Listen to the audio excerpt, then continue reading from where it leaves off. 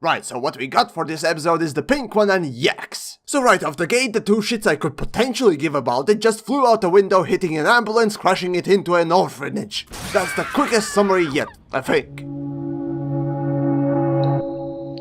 Not to dwell on too many pointless things, here's a quick rundown of the plot. One could only wish it was a real pony plot, but that's neither here or there. The story opens up with our hyperactive sugar addict announcing that by bullying and lightly stalking another nation's leader yields some successful results, and grants you permission to trade your smack on their premises, introducing a lesser developed civilization to depressants, stimulants, and hallucinogenics. Isn't friendship and stalking magic? Speaking of which, pilgrims, Indians, and booze, anyone?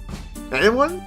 Okay then, picking up an air balloon, Pink Horse slowly travels across the land to reach the yak territory. Now, setting aside the steering issues that come with this particular mode of transport, Pinkie has also taken Gummy with her. On the way there and back, I realized something. Gummy's dead inside. What with the constant questions, spastic movements, and barrage of insane sounds, I do think the poor Gummy's deaf, brain dead, and possibly blind as well. Oh, but better yet, here's a biology lesson for you kids out there. Reptiles are ectothermic, that is, cold-blooded. Now, those creatures cannot generate heat for their bodies like ponies or those ugly apes can. And so reptiles are highly dependent on ambient temperatures. Now tell me, what would happen to an ectothermic creature when you toss it in snow, Pinkie? That's right, you stupid horse. You'll get Gummy Popsicle. Also, your pet's gonna die. But anyways, as the stupid horse finally arrives, she gets introduced to a caveman society, and frankly, I'm not surprised writers went this route. No one likes yaks. Well, with few unique exceptions, and so we can cast them any way we want, right? As the time moves on with excessive celebratory property damage rate, also known as football riots in some select countries, the snow from the mountain comes down, burying the town. And so, this is where the main conflict gets introduced. Prince What's-His-Face is too stubborn to ask for help, while the dumb horse actually stands out as the smart one. Now, that tells you everything you need to know about yaks. What was yak? Yak stomach rumbles. Yak hungry. Shh! Prince Yak will hear Yak! Yakety yak, fuck! I think I'm losing my mind here.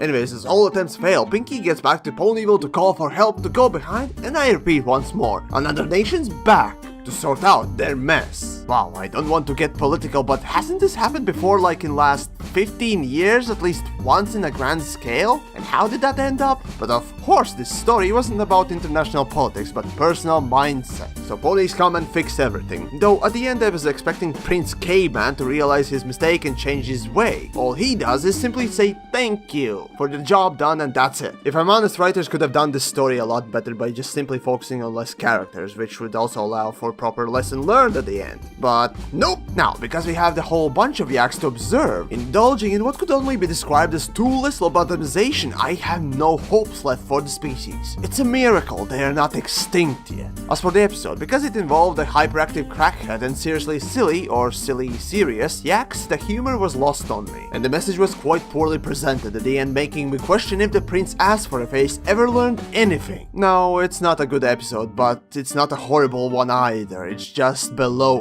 okay line, at least for me. And this is me taking out the bias I have. Frankly, this episode for me stands more as a social study of different levels of stupidity. And most of all, I feel for the poor Gummy. Died due to his caretaker skipped school and instead went on to sell dope behind it. Oh, but wait, in comics, Shining Armor and Prince Blueblood went to Yakistan too, and I have to say, that comic actually was pretty interesting. While Shining Armor tries to be nice and whatnot, Blueblood at first just enjoys his time and then becomes two-faced, convincing Yaks to agree on trade agreement, while all the attempts from Shining Armor just fail. While it's not the best lesson for kids, it gives you an insight into how often politics work, and surprisingly that's one of the best comics out there and could have been a neat substitute for this episode. But, even with that said,